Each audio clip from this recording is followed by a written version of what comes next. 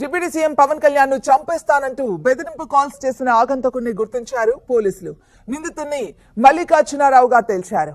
విజయవాడ నుంచి phone call చేసినట్లు గుర్తించారు పోలీసులు. అతని కోసం గాలింపు ముమ్మరం చేశారు. 2 రోజుల క్రితం ఉప ముఖ్యమంత్రి పేషీకి ఫోన్ చేసిన నిందితుడు పవన్ కళ్యాణ్ ను చంపేస్తామని హెచ్చరించారు. అభ్యంతరకరమైన భాషతో హెచ్చరిస్తూ మెసేజ్లు సైతం పంపించాడు.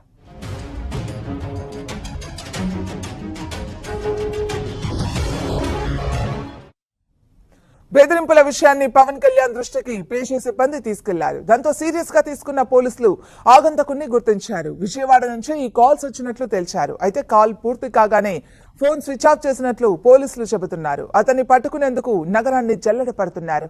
నేరుగా పవన్ కళ్యాణ్ పేషీకే ఫోన్ చేసి అసభ్యంగా మాట్లాడడం, తిట్టడం చేసిన వ్యక్తి ఉద్దేశపూర్వకంగా చేసి ఉంటాడని పోలీసులు అనుమానిస్తున్నారు.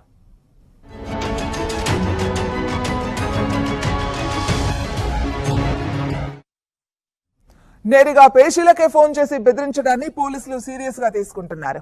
ఉప ముఖ్యమంత్రి భద్రతను మరింత కట్టుదిట్టం చేసే అవకాశం ఉంది. ఏపీలో ఉన్న రాజకీయ పరిస్థితుల్లో భౌతిక దాడులు కూడా జరిగే అవకాశాలు ఉన్నాయని ఇప్పటికీ రాజకీయ వర్గాలు అంచనా వేస్తున్నాయి.